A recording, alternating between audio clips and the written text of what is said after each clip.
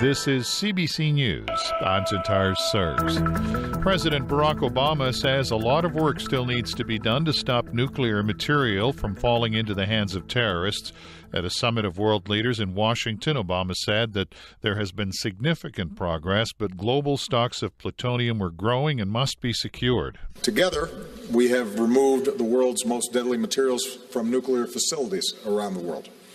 With Japan's announcement today, we've now removed or secured all the highly enriched uranium and plutonium from more than 50 facilities in 30 countries, more than 3.8 tons, which is more than enough to create 150 nuclear weapons. Obama also urged countries to share intelligence to help defeat groups such as ISIS.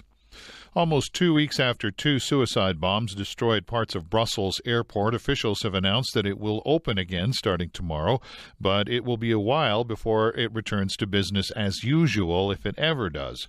New security procedures are being put in place as a result of the attacks. The CBC's Dominic Velitis is in London with more. The plan is to reopen it tomorrow, but only partially. Indeed, we're expecting just 3 flights to leave from Brussels airport. They'll be going to Faro in Portugal, Turin in Italy, and Athens in Greece. So a very limited service by all accounts. Brussels airport normally handles some 600 flights a day. The authorities said earlier today that they hope to have things fully operational, back to normal by the end of June, the start of July, in time for the school holidays. There will be enhanced security at the airport from tomorrow as well, some new reinforced security measures. The police say they'll include spot checks of vehicles arriving at the airport. Both people and baggage will be scanned before they're allowed to even enter the terminal building. And in addition, travellers' IDs and travel documents will also be checked to make sure they match. The CBC's Dominic Velitis in London. Austria says it plans to deploy soldiers along its border with Italy to stem the flow of migrants trying to reach northern Europe. Austria has already indicated it would introduce tighter controls if needed. With the main migrant route through the Balkans and Austria largely closed because of those restrictions, there are fears that new routes will develop through Bulgaria and Albania as refugees try to cross the Mediterranean to Italy. Alberta says it will continue to lobby the federal government to include Edmonton in the regions that qualify for enhanced EI benefits.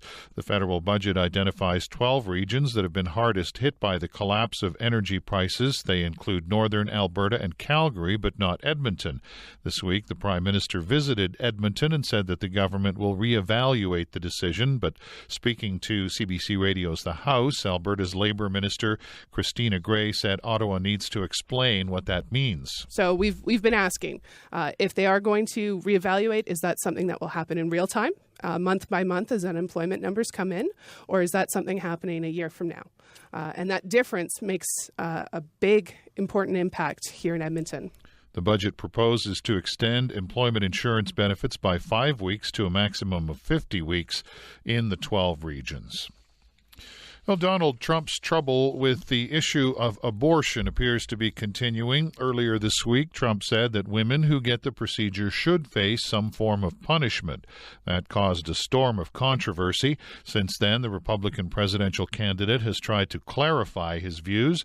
When speaking to CBS News, Trump decided that saying nothing is better than saying too much. I was asked as a hypothetically, the laws are set now on abortion, and that's the way they're going to remain until they're changed. Do you think it's murder, abortion?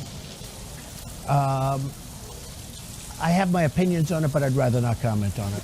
On Tuesday, Wisconsin will hold its primary, and right now the polls show that Donald Trump is trailing his rival, Ted Cruz. And that is CBC News. I'm Sitar Sirs.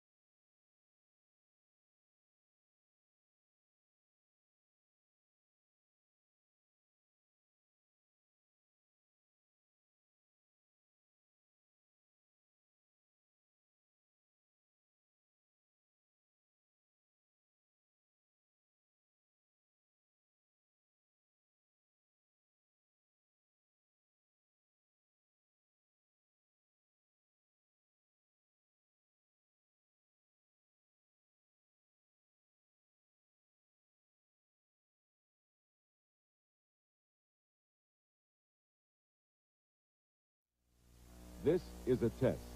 For the next 60 seconds, this station will conduct a test of the emergency broadcast system. This is only a test.